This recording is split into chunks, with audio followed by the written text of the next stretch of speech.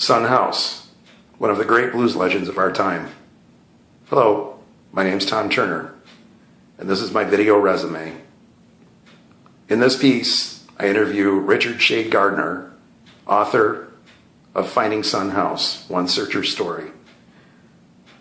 I hope that you find this project both interesting and informative, and I would appreciate your consideration for all of your broadcasting, voiceover, and video projects.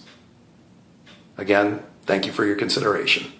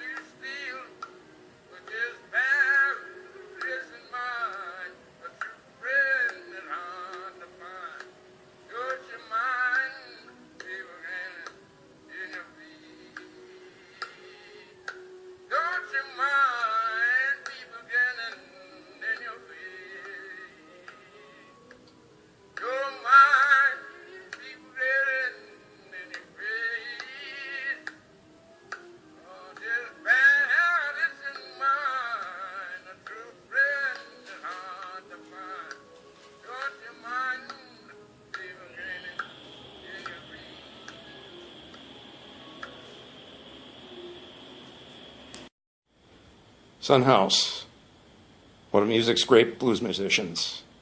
And today, I'm speaking with Richard Shade Gardner, author of Finding Son House, One Searcher's Story.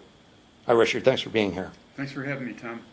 First of all, tell me a bit about yourself and your background and how you became a student of blues music, so to speak.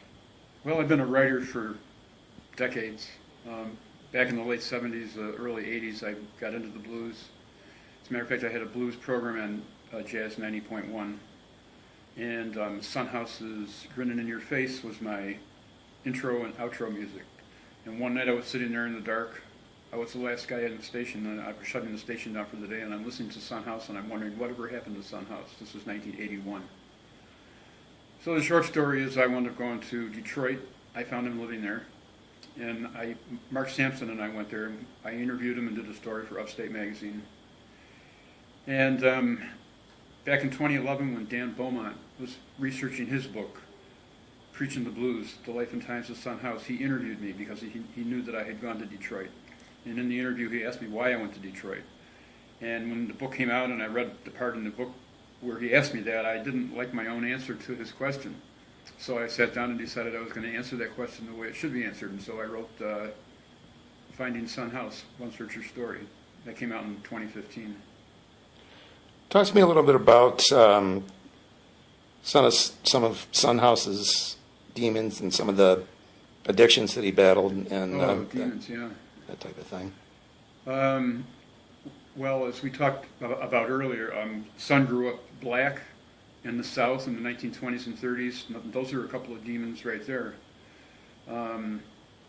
He was an in-demand tractor driver, which kept him out of prison on at least one known occasion. But Son was also a terrific alcoholic. Probably underscoring all of that was his fear of dying and not knowing whether he was going to heaven or hell.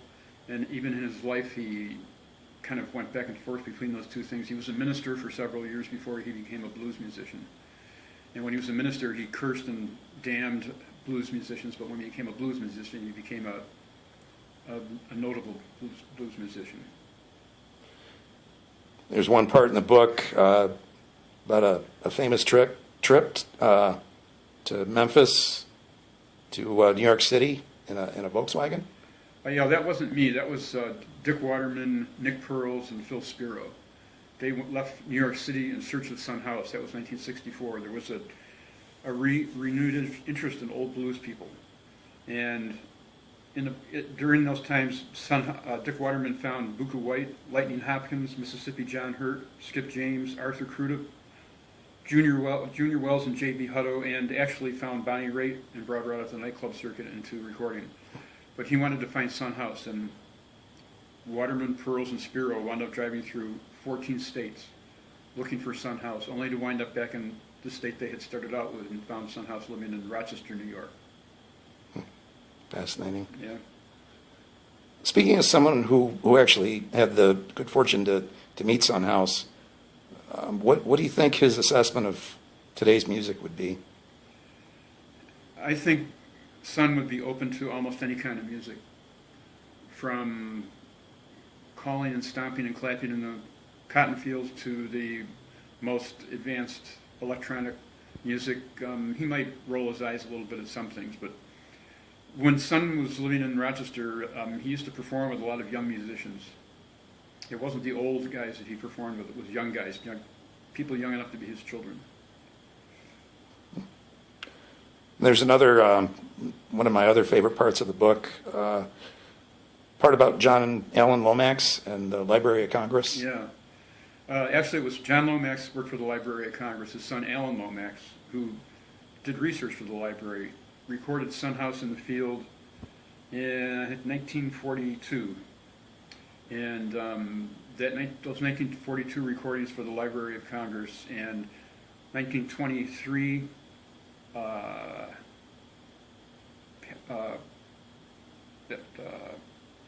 what was the company? Paramount Records, sorry. Those dozen songs were the body of work known to the young blues fans of the 1960s, and that's why they were looking for Sun House, because they had heard those recordings. What do you think? I mean, he left so many impressions on blues music and popular music collectively. But what do you think that Sun House's legacy on music would be? Sun House is a classic example of someone who lived the blues, and I don't mean just drank a little. He wrestled with life. He was an open scar traveling through the emergency department of life, and his antidote was blues music and alcohol, and blues music and alcohol. There's a lot of people who live the partying life, imbibing in recreational chemicals, but they somehow managed to amass small fortunes and put a roof over their own head. Sun would have been homeless if it wasn't for his wife, his fifth wife, who followed him up here. And lastly, how can people get the book? Well, I wanted to say one other thing that we talked about before this. When we went to visit Sun in 1981 in Detroit, I was at first disappointed to see him living in this sterile apartment. There was not a trace of his history there. He was completely isolated from his past. His tiny apartment was as clean, sterile, and devoid of personality as a doctor's examination room. And when I left there, I was kind of disappointed in that. But after a while, I realized that unexpected situation in which I found Sun was actually a gift. Mark and I got to see Sun not when he was drunk, not when he was performing, not when he was in a venue where there was people partying and smoking and clapping and cheering. He was with his wife. He was as interested in seeing us, I think, as we were interested in seeing him. And where you can get this book, Finding Sun House, Bernunzio's Music, House of Guitars, Record Archive, Bop Shop Records, Simply New York. Did I say Record Archive? The High Fidelity or the Hi-Fi Music Store on Monroe Avenue, and I think that's, and then online, Amazon. You can buy the electronic or the print version on the internet. Okay. Well, we appreciate your insight as someone who was fortunate enough to know Sun House, and we appreciate your time. Thanks for having me, and Son appreciates your time too.